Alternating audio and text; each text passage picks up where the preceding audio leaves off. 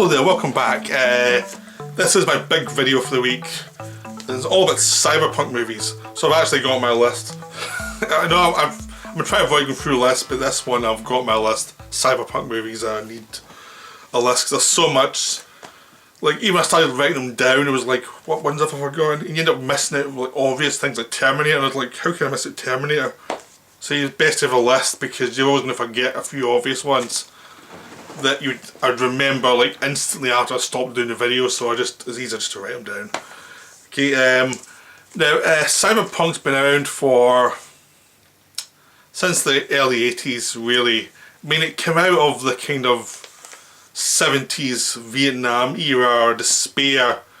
Like a lot of the 60s and 70s like new wave, new world based science fiction was a bit depressing. There was a bit of government corruption and basically metaphors for Nixon and his kind of state control and all that stuff.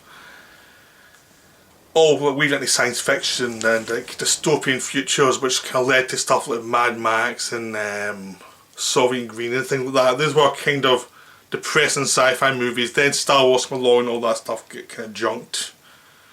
And then its place became cyberpunk. It became the new like sci-fi type of like fiction. It started off in fiction and went into movies pretty quick. It was actually kind of coming together pretty much at the same time, but the fiction was more focused and had more details that end up leading into the films. So like early examples of like cyberpunk came more from like Blade Runner, which was based in Philip K. Dick. So it became more about robots and things. And then as science fiction moved forward in the cyberpunk, it became more about artificial intelligences and people against a very mechanized future where human life wasn't meaningful. So it kind of evolved. So every bit of cyberpunk was influenced by probably science fiction 10 years before, because science fiction always and films always way behind books, and always kind of catching up to books. It's just the way it is. It takes people a while to read the books and get influenced by them and understand them. I think a lot of films need to have some sort of cultural zeitgeist element to it. It has to be something that's in the air, and a lot of times in science fiction someone's written about it and then about 5 years later it starts to slowly seep in and more people have read it and it starts to become important to the culture at that point, and then you start to think, okay, maybe we should adapt this. But it takes a while usually, and that's why science fiction is always a bit behind in the filmmaking world. So I'm going to start by talking about the influences on it first. I mean, there's science fiction authors like Bruce Sterling, William Gibson, people like that you should read. That's where I kind of get started in cyberpunk, because I was a big William Gibson fan, like Neuromancer, the short story collection Burning Chrome, Mona Lisa Overdrive, all that stuff, Count Zero. I was really into that. I was reading that in the 80s. It's all wonderful. And of course, you actually, when you see that rendered in the film, it's never the same as you want it to be. So it's never quite, there's never really been a adaptation where William Gibson's actually got what William Gibson feels like in books, because you can't really adapt that because it's uniquely literary. And when you try and literalise it, a lot of time it just looks a bit tacky and CGI and it doesn't really work. It's an experience is tied to literature. It's the same way of you trying to do a William Burroughs adaptation, you have to adapt it in some way, because you can't just do it straight because it'll just look weird and over the top and bit just weird, just very weird. But William Burroughs was a kind of the kind of him and Ballard were kind of the big influences in cyberpunk. Like they were about language, about desolation within language, about the culture collapsing and becoming like wasted by itself and its own decadence and its own cliches, and people just being alive but dying inside, and language itself becoming like a worm, a metaphor for control. The language is used for control, and thoughts within the language. You have yourself as elements of control within you, within your society. So it's getting into the microscopic level of control within your own thoughts. That's what Burroughs brought to it and what Ballard brought to it. That's what influenced people like William Gibson, which ended up influencing, in a very much cruder way, filmmakers. Because you don't really get that kind of idea within the films themselves, but you get them within the books. Because I was reading Burroughs, Ballard, William Gibson, all that stuff in the 80s, so those are the people who were big influences on me. So I was reading all that stuff, like one would lead to the other, and you just become fascinated by the influences of different people on authors that you like. So that's what kind of was leading on, really. So so any Ballard adaptation is kind of like a prototype of cyberpunk in a weird way. Like Empire of the Sun, Crash, they're not cyberpunk, but there's elements of even like some of a Spielberg film like Empire of the Sun, where it's like the Japanese camps and this whole idea of desolation within what was once a beautiful landscape of culture and now just desolated. That's more cyberpunk than most cyberpunk movies. I mean, the Japanese camp and Christian Bale walking through Shanghai and war-torn feels more cyberpunky than something like Johnny Mnemonic. You know, it's much more like what you feel like when you read a Gibson story than any adaptation could ever be. It's much more cyberpunk than Ready Player One is, even though it's about World War II, but it feels more cyberpunky. I mean, it just doesn't have the nodules and the technology, but it's got that feeling of it, and Crash is the same way, with this desolation of intent and movement, desolation of meaning. That's all cyberpunk. So the influences on cyberpunk, I'll start with them. There have been films like Metropolis that influence Blade Runner, but also influences generally this whole idea of industrialization, and because science fiction moves from, always moves onwards, it's always building upon what's come before. So Metropolis was built upon the Germany of the 20s of mass building and a sense of like state control, but also there was the Frankenstein myth and all of that floating through an idea of building robots. So all that, even though the film was a bomb, it just influenced through culture and became something that was going to be important like 40 years later. I mean, Metropolis is more important now than it was when it was made, even though when it was made it was like it was a critique of Nazism before Nazism existed, really, as a force. I mean, it was a political part then, but it wasn't really a force at that point. But it was already kind of language talking about it, just totalitarianism, and you had the Russian Revolution and Stalin at that point, so that was already in the air, and that was something that was going to influence cyberpunk a lot. This idea of different cultures, some of them very oppressive and thought police and like subversive meaning within text, you know, postmodernism. This whole idea of what you're seeing is, you can break it down and you can see the influence beyond it and influence beyond that, and there's lots of meaning, lots of direction within life. That's something that affects modern world now. People have lost religion and lost the sense of culture and their sense of meaning within culture. That's cyberpunk basically. Cyberpunk came from that. A lot of the future world became the modern world of technology within games, within different media that goes everywhere like YouTube and Netflix. It's a very cyberpunk kind of future. You'd feel that way if you were watching the future from the 1920s. It would feel kind of weird as cyberpunk would feel. So I mean, cyberpunk is real, but it's not, because it's expressing a view of the world, but it's not like, it doesn't care about being accurate to the technology, even though it's accurate in lots of ways and inaccurate in other ways. But it was always like, there was a bit of feeling about the way the world was going to go, the way the world feels it's like it is nowadays, which is isolated. There's lots of nationalism on one hand and like identity politics on the other, and there's no centre everyone can agree on. Everyone just seems to be trying to find some sort of meaning and no one can agree on what's the meaning of pushes forward into the rest of the century. Everyone's just kind of fragmented. So, sort of started really early in Metropolis. That was kind of the start of it, and it would lead to the Nazis, then it would lead to postmodernism beyond that, which was Ballard and Burroughs. So it was always starting with Metropolis.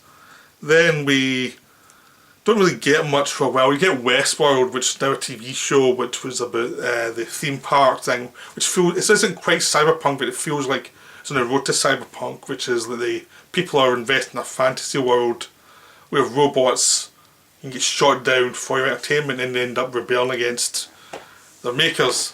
I mean, that would lead to the cyberpunk things like Terminator and things. It's not quite cyberpunk yet, but it's much more based on like the mad Frankenstein monster than it is then turned into a theme park. It's like a theme park of Frankensteins. It's kind of like the building block to something, but isn't quite there yet. But it's got the little noodles of what's kind of come. It's also got the noodles of like postmodernism and loss of faith in your old genres, your old traditions. It's all there in Westworld, so it's another stepping stone to cyberpunk. Then you've got Escape from New York, which again isn't cyberpunk. There's no technology. It's just a world where New York has become a prison, and they have to get the prison out to stop a war. It's so desolate though, and it's this whole idea of people becoming pawns for political reasons. In this case, the state rather than like corporations, but it's still that feeling of people. It's a dark world. People use each other all the time, and only the meanest survive. I mean, it's sort of like cyberpunk in gestation, but it's not quite there yet. But it's almost there. It's almost like the pure expression of what it's going to become, but it hasn't quite. But it's not that much to do with technology. There's little bits of technology, but it's not really that much to do. You get other little films like War Games that was just a bit like gimmick, really think World War III and computers. It was more of a fantasy that came in and was. It's leading to something that's in the culture, but it's not very interesting on its own. So I thought I'd mention it, but I don't really have much to say about it because I don't think it's that interesting. Okay, so that led to Blade Runner. Blade Runner came about a year after Escape from New York, or maybe two, but I think it might have been 2 years, because it was 83 it came out. But Blade Runner can be classed as cyberpunk, but it's still obsessed by the therapeutic ideas of robots and all of this, and it's less to do with, it's a lot of corporations going into it. I mean, when we got to the very started, we're still already started short stories in this. Neuromancer Hand came out, the novel Neuromancer Hand came out when this came out, but the short stories are already well out there and already floating through. There was already something going on when Blade Runner came out. I mean, Blade Runner was a great expression of this kind of new science fiction. It doesn't quite know what it is. There's elements of noir in it, there's elements of existential crisis of humanity versus robots, and the future is going to be horrible. Corporations are going to take over everything. You're going to have no rights. People are going to survive on the ground floor in a world that's ruined by pollution. It kind of was like the poster for cyberpunk, even though in a lot of ways it doesn't quite fit into certain things it was going to develop, because it is also part of the old world. Like Ridley Scott was, a lot of the stuff he was focusing on was older sci-fi tropes and a world that was based in like Britain in the 60s, which was the pollution from the smokestacks. You had immigration coming into Britain at that time, so culture was starting to melt together in interesting ways. So he just extended that, and he came over to America and saw that, and like also up in LA, so it became a Spanish-speaking underclass. And there was lots of things going on, and lots of like made-up people and like different replicants. So it was very cyberpunky, but it was also tied to the old world still. It was kind of like an older person's view of this future, and some traditional elements that was more old-fashioned, but there were also elements that looked to the future, so it was a bit of past, bit of future, which is the best part about Blade Runner. But to be honest, I like the sequel better. I like Blade Runner 2049 better. I think it's a better story to it, and the world's more expanded in interesting ways, and it expands the whole idea of how do people react in the future, how do replicants react in the future, how do replicants tie into the world, and how do they see themselves within the world, which feels more cyberpunk and more, it's actually more like the novel it's based on. In the novel, the robots are more colder, they don't really have souls, but they're used almost like what makes humanity, what doesn't make humanity, and how do you define humanity in a way that I think the sequel's actually clearer on. It feels, the actual sequel feels more like the original novel, Dream of Electric Sheep, than the first Blade Runner. Even though there's not many plot ties, the atmosphere feels more like that novel. Which is what I like, because I liked the novel of Dream of Electric Sheep more than like Blade Runner. So the sequel was more like the novel. I was much happier. Even though the plot details is not there. But Blade Runner is very important to cyberpunk and the future of filmmaking in a way, because it looks at pollution and corporate malfeasance and don't trust people with lots of money in corporate worlds. But as a film itself is to me it's a bit clunky, but you can't deny its influence, you can't deny how important it was. Is that I can like say much of these things, but it doesn't matter. I mean, that's just me. If you want to be objective about it, it's really important, so of course I have to have it on the list.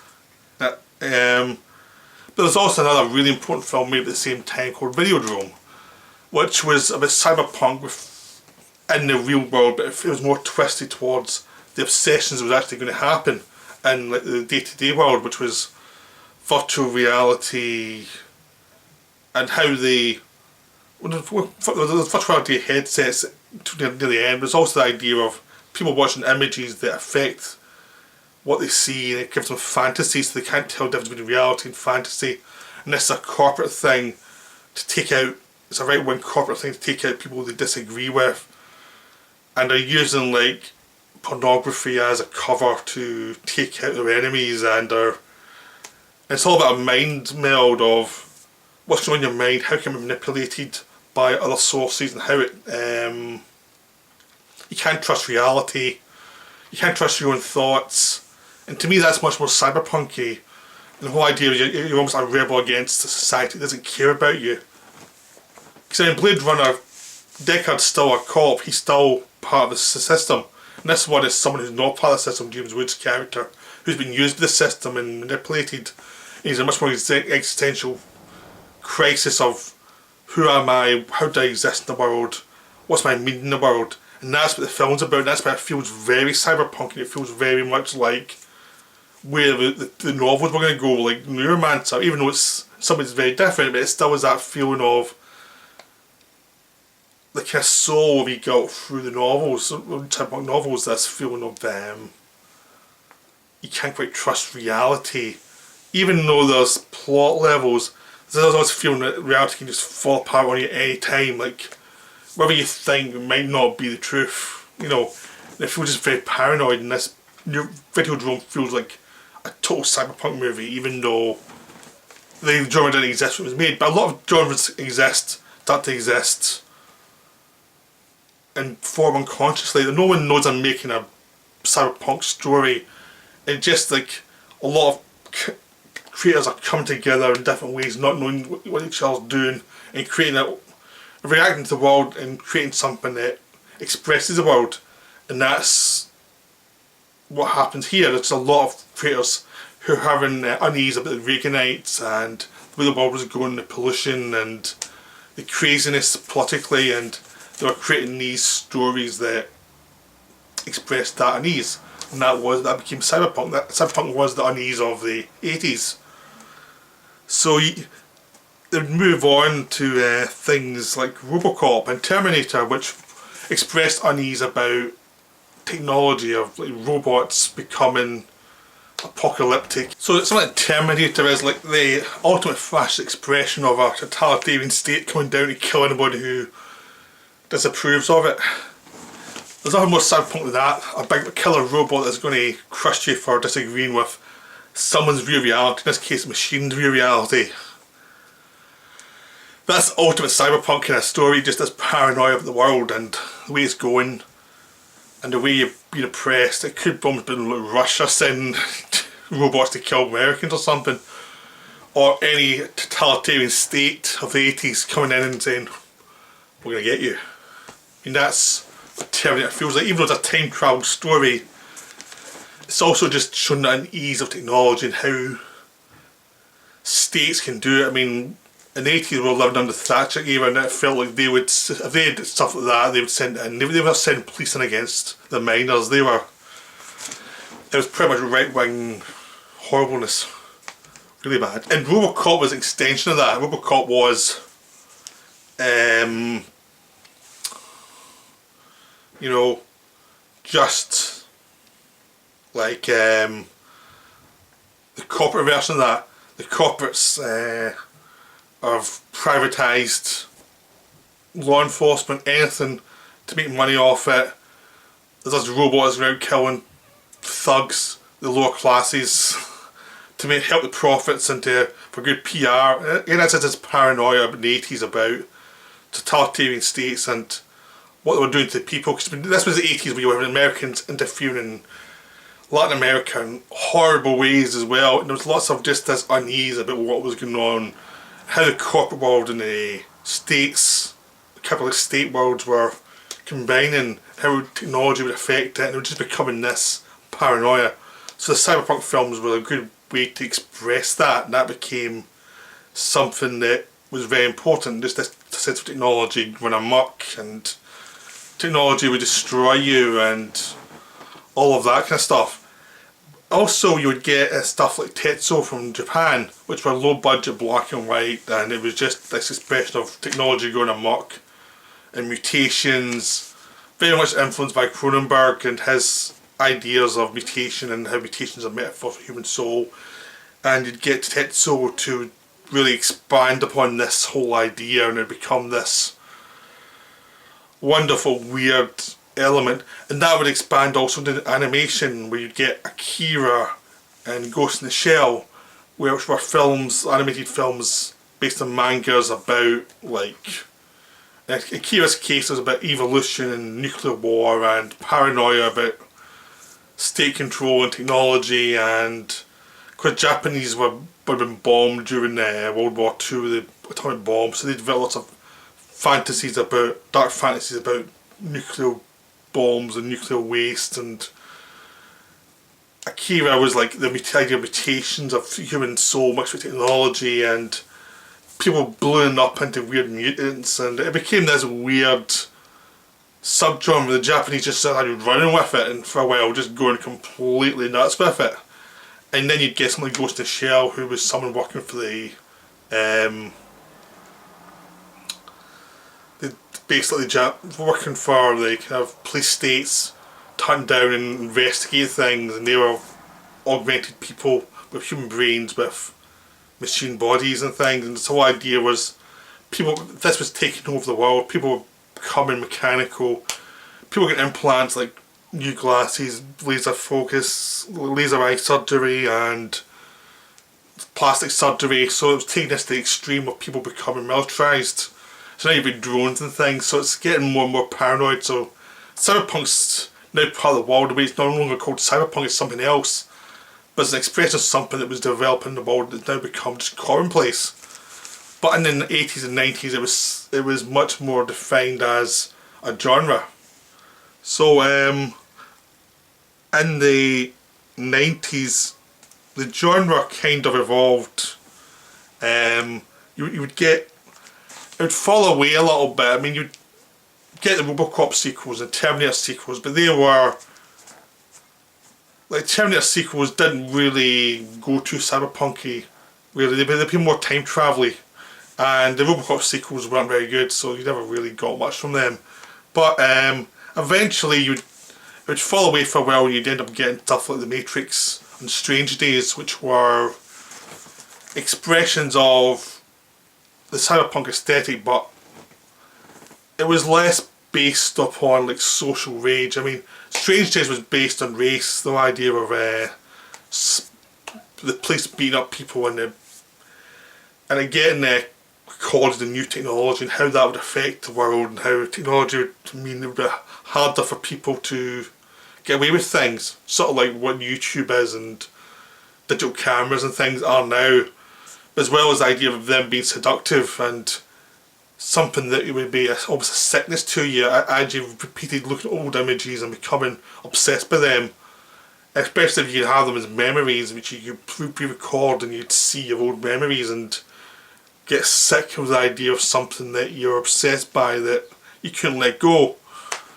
This was something else that happened with Wim Wenders Until the End of the World, which wasn't cyberpunk in that way, it wasn't depressed, it was just the idea of a love story over time, as you know, the world may be ending because of a fallen satellite, and the whole idea of trying getting blind people to see and recording their dreams and recording images, and how images became obsessions and how images could become something that was a sickness to you, and you needed some separation between yourself and the imagery. So it's a great look at how images and how films affect you, but it's taken to the extreme as your own memories affect and you become almost like pornography to you. So that was all flowing through the culture. Then the Matrix came along and it became something about the idea of looking into reality itself, like the machines have taken over the world and machine culture becomes the dominant thing within your society, and the mechanisation of society where people act like machines. In this case, they are machines in a virtual reality system, and human beings are fighting against them, and rebels who are in the outside world who are almost like the poor. And it's a resonant of something like They Live, but it's also the poor versus the rich. So you get films like this, but they're using cyberpunk worlds and they're looking at how control happens and how people are controlled and how people lose sense of reality. But it's looking into the idea of machines themselves evolving, and find the sequels where machines themselves are evolving and they're getting trapped by their own codes and they need to evolve too. So it becomes a case of the things that control you have to evolve in real life, things that control die off and new forms of control come up. I've already done a whole video on this Matrix and the sequels, so I'd suggest you go to that. But the idea is cyberpunk was evolving. It wasn't just becoming like paranoia about technology and paranoia about state control or commercial companies. It was paranoia about reality itself it was evolving into. You'd also get like films that weren't quite weren't the main topics here, but were influential anyway. So you'd stuff like Johnny Mnemonic, which was William Gibson adaptation with Keanu Reeves before he did The Matrix, which was a big bomb. It's not a very good film, but it is more interesting than it was suggested. I mean, there was this idea of people getting sick and a mass plaguing around, all based on technology and bad ports and how people who the technology was actually affecting people and making them sick because there just too much of it. So that was interesting. There was always this idea of people losing parts of their memories to transport data, and how companies were actually paranoid now and had to have people transporting data in their heads rather than via the internet because that could get hacked. So there's all that interesting stuff. It needed a proper director. The director of it wasn't that good, and the action scenes were terrible, and it didn't really work. It was sort of like, one thing I always felt like Johnny Money needed something like Catherine Bigelow, who did Strange Days, to direct and actually make a film, get rid of all the garbage you don't need, and make it something cinematic. We didn't get that, so it was done in by reshoots as well. There was some reshoots in that film that made it nonsensical. But there was little bits that were quite interesting, but it's just a bit of a mess. I might do a video later on about Johnny Mnemonic at some point. But you also stuff like Dark City was also hacked about and had weird edits, and it was placed in the idea of a city, you lose your memories, and memories changing every day, and you're losing sense of yourself, and the idea of technology making you lose sense of yourself is another really interesting cyberpunky story. Very more like film noirish, and the idea of genre conventions within reality. But it was still, and But it was still really interesting, especially if you see the director's cut. The director's cut's a lot better. And you had stuff like Total Recall, which was playing around with that idea, the Schwarzenegger one, where he had false memories and he was trying to work out what's real, what wasn't real. It was an expansion on stuff like Videodrome. And it was more commercial, but still in that sense of what would happen if you could play a game in your mind, and what would happen if you lost track of that. And it's something I think will become much more relevant as games get more addictive and games become more in your head and less in consoles. I think it's pretty scary, that one, when you think about it. You had stuff like Fight Club, which was also, wasn't cyberpunky, but it was an expression of this rage against technology and conformity and whoever was controlling you, and the underclasses fighting against that and becoming self-destructive, then becoming almost jihadist. That felt very cyberpunk without the technology, but it felt like the soul of cyberpunk, the same way something like Empire of the Sun can express a feeling that's very cyberpunky but isn't technically cyberpunk. So there's some films that feel like a genre for actually being part of the genre. Same with Alphaville, which was an early suggestion of cyberpunk before it ever existed, because of Godard, who he's very like, postmodern. So there's films that kind of float through that aren't quite part of this, that kind of feel like it though. There were other, like, Terry Gilliam had a couple of films that felt kind of cyberpunky, like Brazil, which again was about state control and the craziness of existence, the craziness of dreams and people trying to survive in a world that's gone mental. You also have stuff like 12 Monkeys, is at the same time with time travel, and the world's gone mad and it's being destroyed, and this sense of paranoia about the world and technology and sickness. I mean, all these films that don't deal directly with cyberpunk themes, but feel part of the world, feel the expression of the world, floating off in different directions that are fascinating. They do tell you a lot of the world seem to have come from the same influences. But some of the Brazil was getting made at the same time as Cyberpunk was coming up, so it wasn't really influenced by it. It just felt that there were a lot of directors who were in the same vein going towards something. So I feel like it's not a Cyberpunk, but it is at the same time. But it's one of the pure ones because it wasn't based. It was based on the same things that were influencing people who were doing Cyberpunk. It was going off in a slightly different direction, but it still makes for something interesting. You also get other Japanese animation like Paprika, which is about dreams and fantasies and technology and how they affect people. Like, that's a wonderful anime. It's really wonderful, but it's very hard to explain.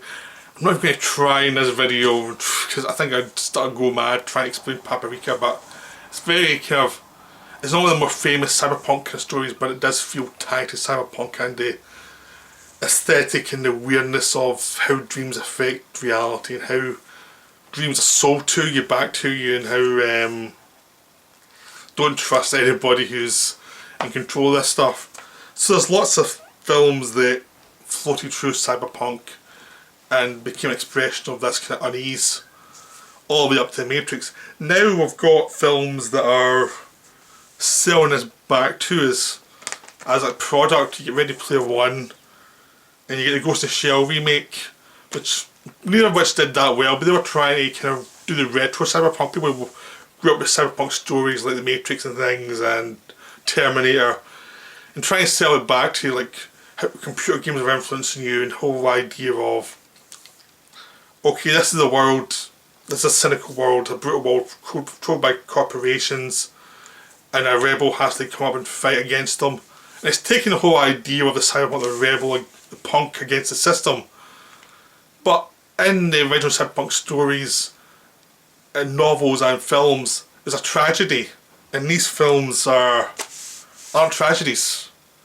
I mean, the Ghost in the Shell remake is closer to that, but it still feels like it's built towards a tragedy, then it just kind of doesn't do it, and she becomes a superhero instead. I mean, Ghost in the Shell's in 3D and it's really good with the visuals. You have different layers of visuals in front and behind, and if you're watching it PSVR, it's really interesting visually.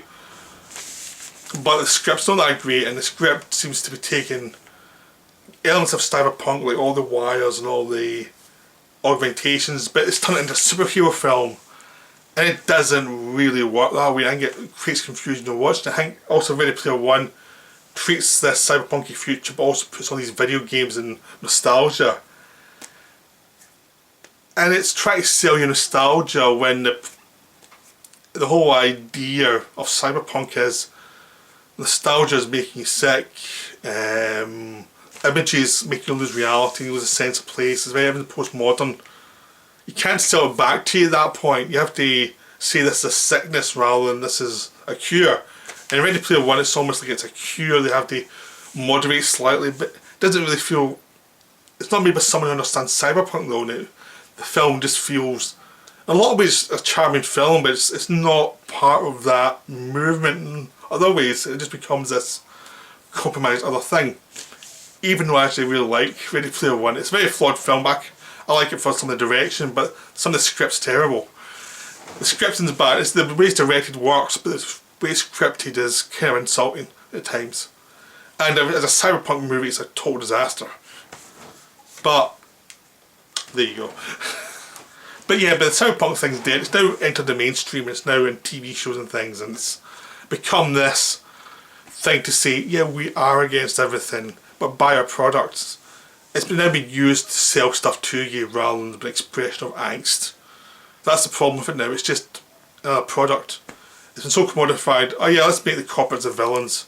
And everyone can see through it. It doesn't feel right because everyone sees people are selling you villains versions of themselves to make money off you. It doesn't work so much. Of course, that's always happened.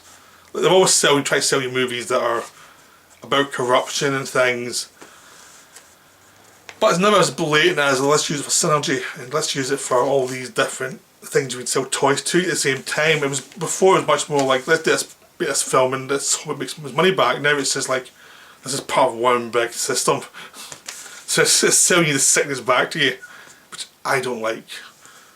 There are other elements of cyberpunk that have evolved. I mean, one thing the Matrix was the Doctor Who did the Matrix in the 70s.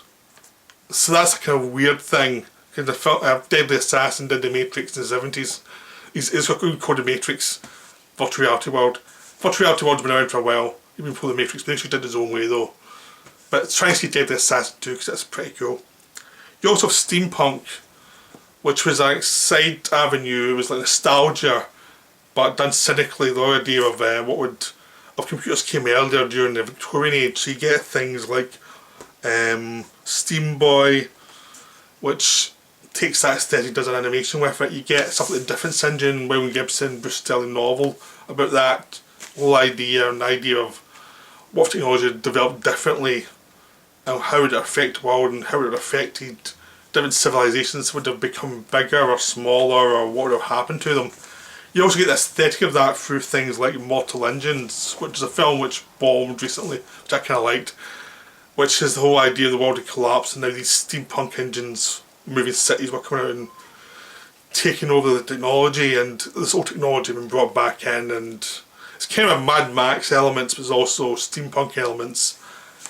It's definitely influenced by cyberpunk and steampunk, but it didn't quite connect because it didn't quite have this proper direction. It was kind of nostalgic, but not in an intriguing way for people watching it. It just felt like it was too nostalgic. It wasn't commenting upon something that was causing tension in the world. It was just this nostalgia piece.